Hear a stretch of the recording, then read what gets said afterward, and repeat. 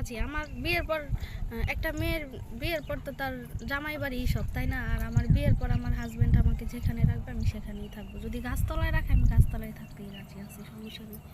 আচ্ছা, তোমার যৌথ ফ্যামিলি ভালো লাগে না সিঙ্গেল ফ্যামিলি ভালো লাগে? যৌথ ফ্যামিলি ভালো লাগে, এখন কি পাবো সেটা তো আর জানি না আমি।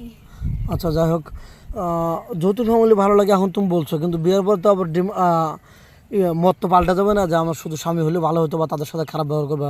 স্বামী থাকবে প্রবাসে, শাশুড়ি শ্বশুরের সাথে তুমি অনেক খারাপ ধরনের আচরণ করছো, এরকম কোনো করবে নাকি? এটা কখনো আশা করি না, আর হবেও না ইনশাল্লাহ। যাই হোক, ভালো পরিবারে তোমার বিয়ে হলো, তোমার উপর দায়িত্ব আসলো, পুরো ফ্যামিলি একটা দায়িত্ব তোমার উপর দিয়ে দিল।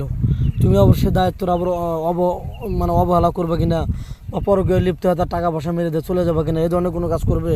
কেন, তখন আমার যদি বিয়ে হয় আমার হাজবেন্ডের মানেই তো আমার, তাই না? এখন আমি অবশ্যই। অন্য জনের কাছে কাছে কেন যাব? যাই হোক, ভিডিওটা পাবলিক হচ্ছে, দেশ বিদেশ থেকে সব জায়গা থেকে দেখছে, তোমাকে কিভাবে পাবে? তোমার ফোন নাম্বারটা দিয়ে দাও। আমার ফোন নাম্বার নাই, আমার কোনো পার্সোনাল কোনো ফোন নাই। এখন যদি আমাকে পাইতে চায় আপনাদের মাধ্যমে আমার সাথে কথা বলতে হবে। দর্শক বন্ধু শুনতে পারলেন, মেয়েটা কোনো ফোন নেই, দরিদ্র পরিবারের মেয়ে। যদি টাকা পয়সা থাকতো তো ভালো পরিবারের বিয়ে হতো, টাকা পয়সা নাই বিধায় আমাদের ক্যামেরার সামনে আসছে। তো আমাদের স্ক্রিনে দেওয়া দুটো নাম্বার থাকবে, এই হোয়াটসঅ্যাপ থাকবে, কেউ ভিডিও কল দেবেন, অডিও কল দেবেন। ভিডিও কল দিলে ব্লক করতে বাধ্য হব। দেখেন মানুষ কতটা দরিদ্র হলে ক্যামেরার সামনে আসে বা মিডিয়ায় আসে, গোবরে পদ্ম ফুল ফোটে যাকে বলে।